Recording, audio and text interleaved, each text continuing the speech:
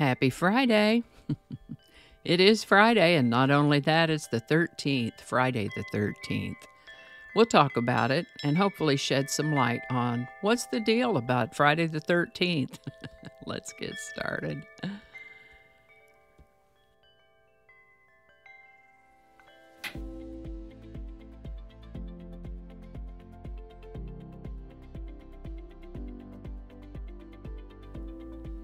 Hi there, and welcome to this day in history for September 13th.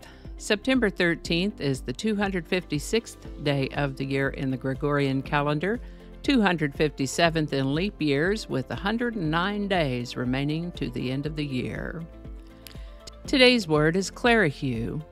Clerihew is a noun, and it's a four-line poem, a whimsical quatrain, biographical in nature with a rhyming pattern of AABB. Being biographical, the person's name is included in the first line, and best if you can rhyme that name in the second line. For example, Napoleon Bonaparte had a diminutive start, but despite his small frame, he aimed for worldwide fame. I asked AI to help me create a Clerihew for a character from more recent times, and what we got initially was Elon Musk with rockets and flare, sent Teslas zooming through the air. He dreams of Mars vast and red, but wonders, should I tweet instead?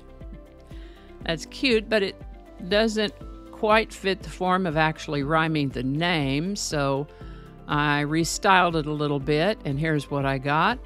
With rockets and flare, Elon Musk sends Teslas up into the dusk. He dreams of Mars, vast and red, but wonders, should I tweet instead? Clerihews are fun because they mix humor with a biographical fact in a simple, playful form. Well, sometimes you wonder, is that really a biographical fact?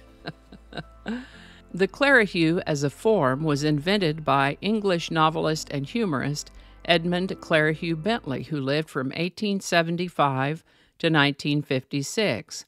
He wrote in the genre of biography, detective and science fiction, and, of course, poetry. Here's a Clerihew that he wrote. Sir Christopher Wren said, I'm going to dine with some men. If anyone calls, say I'm designing St. Paul's. Mr. Bentley started writing these when he was a 16-year-old student at St. Paul's School in London. One day, the lines of his first Clerihew came to him in science class. Sir Humphrey Davy abominated gravy. He lived in the odium of having discovered sodium. He went on to fill an entire notebook with examples and eventually published 3 volumes of his own Clerihews, the first of which is titled Biography for Beginners, with a publication date of 1905, and is published as edited by E. Clerihew. So the Clerihew as a form was invented back in the 1800s, but the first known use of the word Clerihew, as we define it today, is more like the 1920s. Clerihew. Today's word Clerihew was suggested by YouTube viewer Dogbite. Thanks, Dogbite. And if you have a word you'd like us to examine in this Word of the Day segment, drop it in the comments. We'll take a look at it. And with that, being Friday the 13th, I can't help but think and talk about that, so we're going to start with a bonus word, triskaidekaphobia, which means the fear of number 13. We've talked about triskaidekaphobia a couple of other times, usually on a Friday the 13th.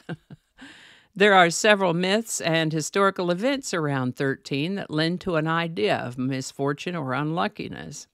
There's been wariness around the number 13 for a very long time, but the first time I'm aware of the word 13 triskaidekaphobia being used was in the early 1900s.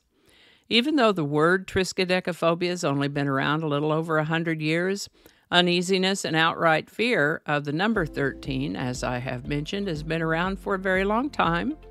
In an attempt to overcome this, in the 1880s, a group got together to try to put an end to this and other superstitions. They formed a club called the 13 Club. They held their first meeting on January 13th, 1881 at 8:13 p.m. 13 people arrived to be seated in room 13 of the venue. Okay so far. But they had to walk under a ladder to enter the room and were seated at a table where there was a lot of spilled salt. 13 clubs and similar ones sprung up all over the United States in the following 45 to 50 years, but interest eventually waned and 13 clubs faded away. Some buildings, elevators, and cruise line ships have omitted a 13th floor or deck, in those cases usually going from 12 to 14. And 13 isn't the only one. Some cultures fear or dread the numbers 4, 17, 39, and 616, as well as 666. And other folks consider 13 to be lucky. Either way, this is the 13th and Friday. Try not to fret about it too much. Now we have a playlist of episodes for this day in history, as well as a playlist of single subjects called How About That? And words of the day in a playlist called There's a Word for That. I'll leave links to those playlists for you, as well as links to other episodes for September 13th for when it wasn't Friday, if you want to hear about other subjects.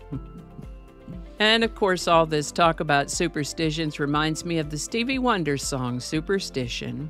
Written and performed by Stevie Wonder, Superstition was released in October of 1972. Hit the #1 spot on the Billboard Hot 100 a few months later.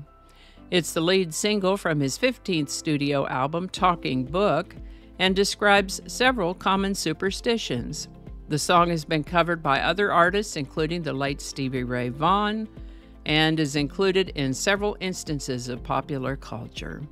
Superstition by Stevie Wonder, link in the description.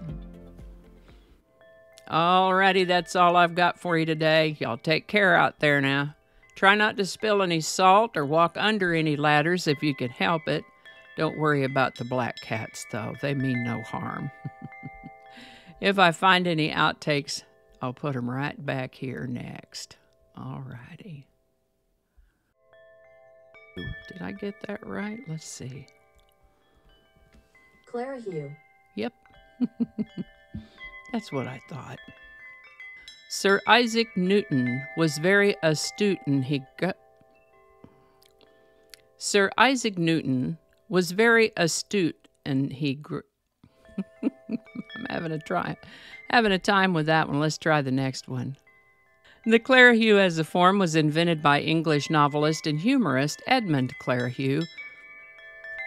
Here is a Clerihew. Here's a Clerihew. And I think that's going to do it for us today. Thank you so much for watching. Consider subscribing if you haven't already. Feel free to share this video with the link in your email, messaging, or social media. If you enjoy this series, you can check out the playlist that contains these videos. I'll put a link to that in the description.